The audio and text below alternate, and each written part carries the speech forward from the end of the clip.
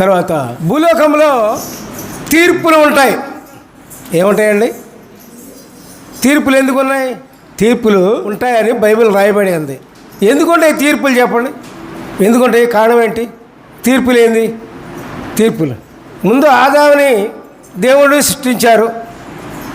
ఏదైనా తోట నుంచి బయటికి వెళ్ళగొట్టాడు దేవుడు. ఎందుకని వెళ్ళగొట్టారు చెప్పండి? ఎందుకని?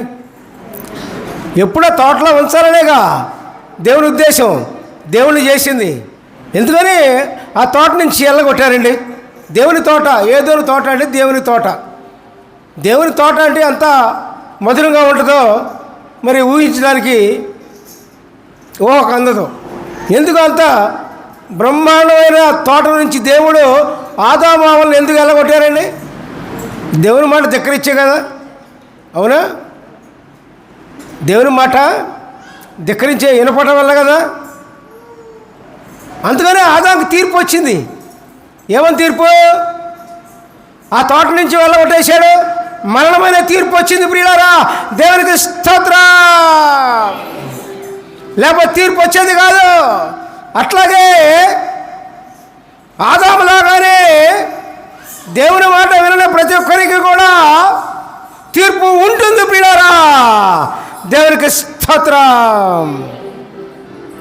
మరి ఆ తీర్పు నుంచి బయటపడాలని దేవుడు కృపామడి కదండి, అవునా? కృపామడేనా? కృపామడి అవునా కాదా? దేవుడు చెప్పండి. కృప కలిగిన వాడు, ప్రేమ కలిగిన వాడు. ఆ తీర్పు నుంచి తప్పించాలని ఆయన ఉద్దేశంతో ఆయన ఒక పెద్ద గొప్ప కార్యం చేశారు పిల్లారా. అదే ఇక్కడ చదువుదాం. యోహాను 5వ అధ్యాయము 25వ వచనము.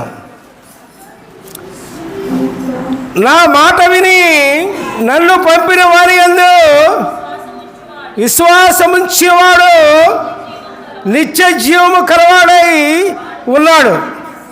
వాడు తీర్పులోనికి రాక మరణములో నుండి జీవములోనికి దాటి ఉన్నాడని మీతో నిశ్చయముగా చెప్పుచున్నాను. హల్లెలూయా, ప్రైజ్ ది లార్డ్.